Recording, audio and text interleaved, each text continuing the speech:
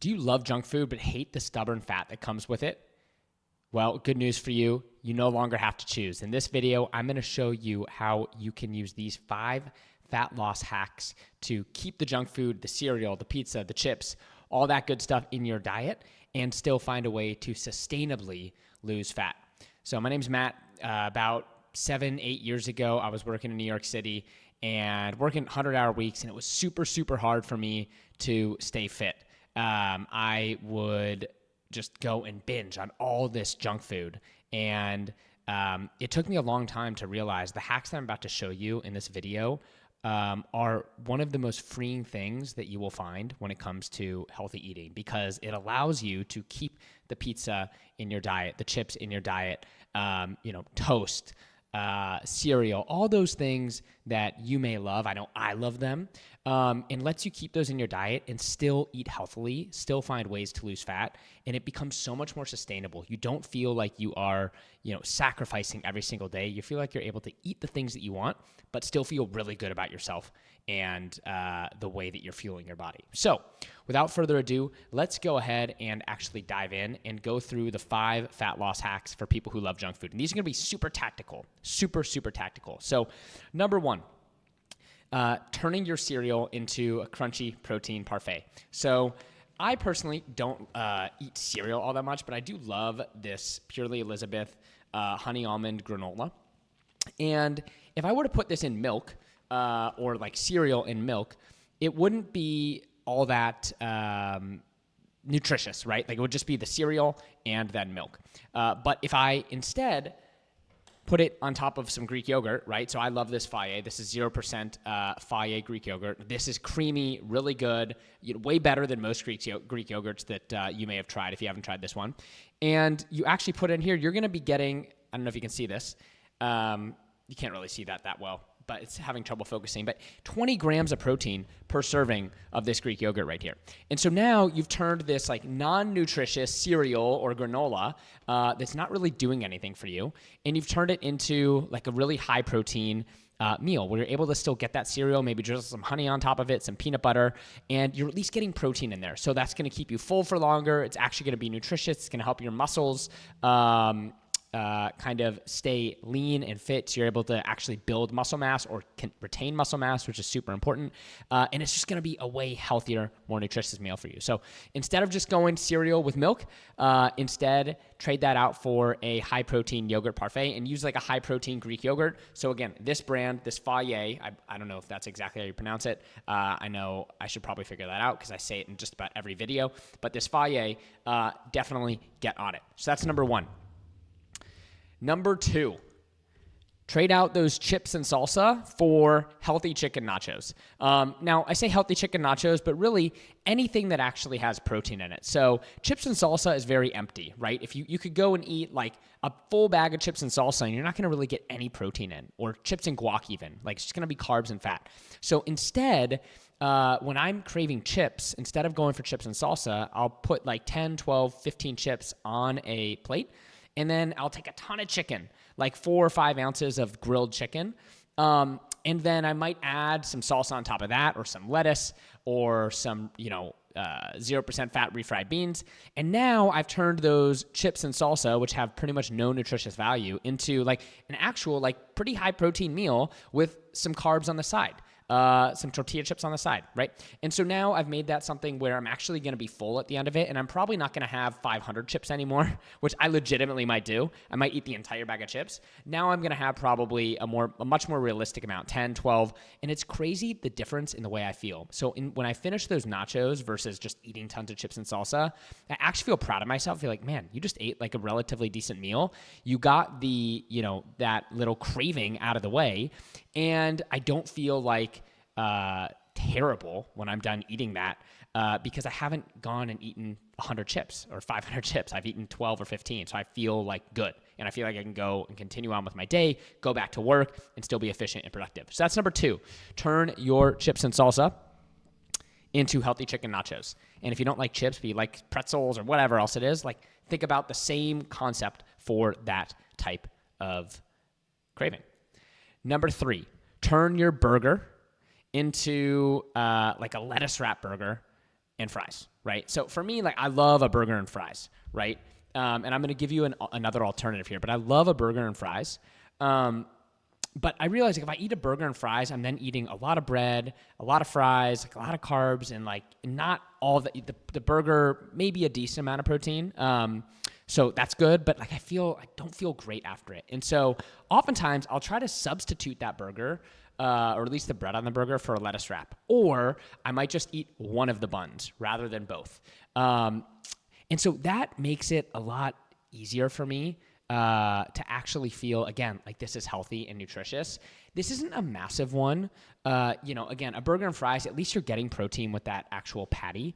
But it is something that around the edges, it does make it a lot easier for me to stay healthy. Because when I'm doing this and just thinking a little bit more mindfully about this, I realize, I honestly prefer a lettuce wrap burger and fries to a full burger and fries very often. Like at In-N-Out, I legitimately prefer getting the lettuce wrap. It may sound crazy, but once you kind of train your body on this stuff, I feel better as I'm eating it. I feel better after, and it legitimately tastes just as good to me. Now, you may be out there thinking like, there's no way, like I could never do that. And so to you, I'd say just maybe be mindful of this and try to train yourself to take off one of the buns and just have like half of the bun for your burger. Or if you're eating a burrito, right? Let's say you have to go out to a store, you get a burrito. They pack those things with these massive tortillas. Maybe like rip off half the tortilla. I did that the other day when I got a burrito from Mother's Market. I ripped off half the tortilla. I got a little bit of extra chicken on the side, and then I substitute. So I basically was substituting some of those like almost empty carbs for some good healthy proteins. So just be mindful when you're eating things like burgers or burritos to maybe take off a little bit of that kind of like, non-nutritious bread or that non-nutritious tortilla and try to replace it with a little bit more protein, right? So that's healthy hack number 3.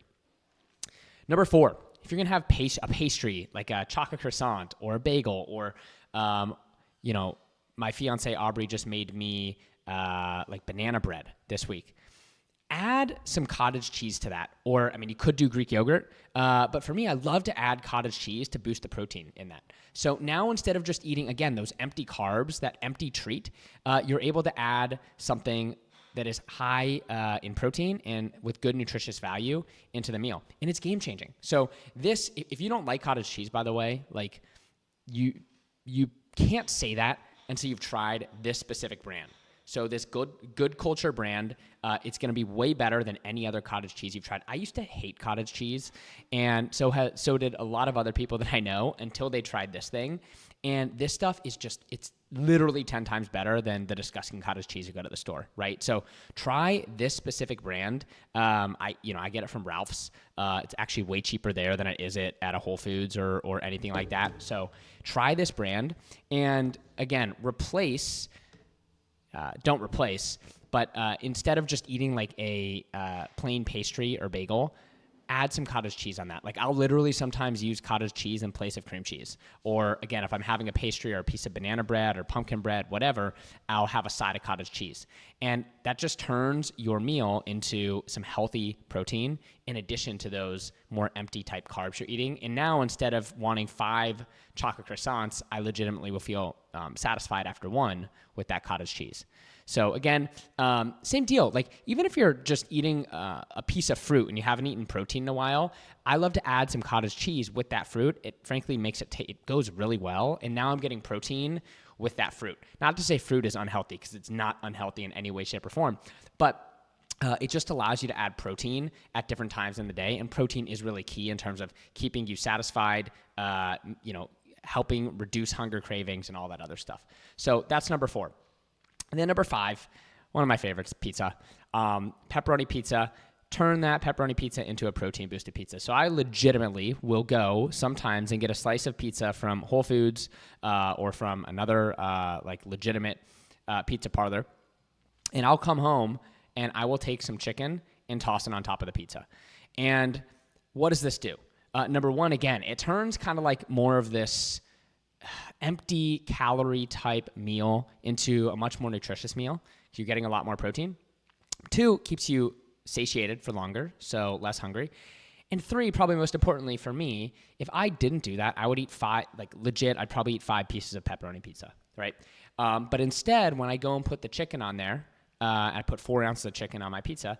Now I feel great after one slice. I feel like I got that cheat meal in. I got that, I was able to eat the food that I loved, but I still feel accomplished because I also ate some nutritious stuff, and I feel very full and I feel very satisfied. So this is super important. So those are the 5 things. We'll go back through them once more, right? Turn your cereal into a crunchy protein parfait. Again, I love this Greek yogurt. This Fage Greek yogurt. This is 0%, but you could also do 2% if you want a little bit more creaminess. 2, turn your chips and salsa or whatever empty calorie type snack into a more protein version of that. So for me, it's healthy chicken nachos. If you're going to do French fries or something, turn them into chicken on top of your French fries, right? Like chicken fries. 3, if you have a burger or like a burrito, maybe try to substitute out some of that bread or some of that tortilla. So either cut in half and only have one of the slices of one of the buns, or take half of the tortilla off. Maybe substitute in a little bit more of the protein, or even go with a lettuce wrap if you're feeling crazy. And then indulge in some fries, right? Because we all love fries. 4, if you're having pastry, a bagel, piece of like pumpkin bread, banana bread, any of that stuff. Boost it with some cottage cheese. Again, you could also just boost it with some Greek yogurt. But, why not try something different? This cottage cheese is incredible. Definitely give it a try. This good culture is amazing. It will change your relationship with cottage cheese forever, I promise you. And then 5, if you're having pepperoni pizza or any sort of pizza, I just love pepperoni, boost it with some protein. Toss 4 ounces of healthy chicken on there as well, or eat the chicken first and then have the pizza. This is going to just do a great job to really satisfy you. It's going to make you much less likely to have 3, 4, 5 pieces of pizza, and you're also going to get that protein in. Now, I actually asked ChatGPT to kind of talk through each of these little swaps here and show you the difference in calorie count and protein. And again, why is protein so important? It keeps you full for longer. It really helps regenerate your muscles. So either helps you retain lean muscle mass or build lean muscle. And that's super important, especially as we get older. And it's just going to help you regulate as well. So you're going to be you're going to have much less cravings, and you're going to be much less likely to go and eat 10 bowls of cereal, 1,000 chips or 500 chips, multiple burgers, right? Multiple pieces of pizza. It's going to help you really kind of mediate what you're doing in terms of your junk food and your cheat meals. So, crunchy protein parfait, what does that do? If you were just eating cereal, maybe like a cup of cereal and a cup of 2% milk, you're at 230 calories and 10 grams of protein. When you add in, 3/4 of a cup of non-fat Greek yogurt, you go down to 210 calories. That's not really all that meaningful, but most meaningful, without increasing your calories, you're going up to 20 grams of protein. And honestly, I would say potentially even more than 20 grams of protein. Well, it just depends on how much Greek yogurt you have. But if you wanted to go with the serving and a half of Greek yogurt, right, you can get to 30 grams of protein here. Chicken and chips, if you're going just chips and salsa, this is assuming you eat the same amount of chips, whether you do chips and salsa or chips with chicken, but you go from like 160 calories of an ounce of chips and salsa to 280 calories of an ounce of chips and 3 ounces of chicken. But this is the big difference. You go from 2 grams of protein to 28 grams of protein. So you get like a full serving worth of protein in when you add that chicken. And again, for me, the difference would probably be like 800 calories because I'd probably like 5 ounces of chips and salsa, because I wasn't satisfied, versus when I do 1 ounce of chips and 3 ounces of chicken, like I actually do stick to that, and I'm now at around 300 calories and 30 grams of protein. 3, burger bun swap. So if you go from like a burger bun to maybe just like a full bun to just one of the buns, or versus a lettuce wrap, you're maybe going from like 400 calories to 340 calories. Now, frankly, I don't know what kind of burger they're talking about here. If I'm going out to get a burger, my burger's probably more than 400 calories. But again, like just around the edges, you're shaving off 70 calories here and reducing some of just those empty carbs. Or if you go lettuce wrap like I do from In-N-Out, you're saving maybe 140 calories. So these are maybe small things, but it's also just like the principle of how you think about these things, and that will really help you in the long run. As you start to be mindful of these things and make these small tweaks, it really will impact the way that you that you live and the way that you feel about yourself, right? For cottage cheese booster, so maybe going from a slice of banana bread plain to just to a slice with a half cup cottage cheese, you go from 200 calories to 300 calories. But again, the big difference is 3 grams of protein to 15. Again, these are averages, general, ChatGPT. It's not perfect, but the point is here, you're really upping your protein. And again, for me, I probably would have 3 slices of banana bread if I didn't do the protein, versus if I do the protein, I get 1 slice. I probably do a cup of cottage cheese, and so I'm probably more like 30 grams of protein, and I'm feeling great. Finally, that pizza protein pile-on, as ChatGPT calls it, you go from 300 calories with just a slice of pizza to 470 with everything. But again, the big one here is 12 grams of protein to 47. And again, for me, the big difference is I would probably have 3, 4, 5 slices of pepperoni pizza if I didn't add on that chicken breast, versus when I do add it, I actually feel satiated with one and satisfied with one. So these are some things. This is what those are the things that I would primarily focus on if I wanted to eat junk food and still lose fat. Those are 5 hacks for you. I think they're simple, easy, and frankly, when you start to do this for a little bit, you will train yourself to literally enjoy these meals, these adapted meals, more than you do the full-on cheat meal of just eating, 500 chips, right? And you may not believe that now, but if you try it and stick with it for 1 month, and get back to me, you will see the difference. So there's one more thing I want to touch on today, and that is something that I may do a full-on video in the future, and so please leave a comment if you'd like me to. But these changes won't happen overnight.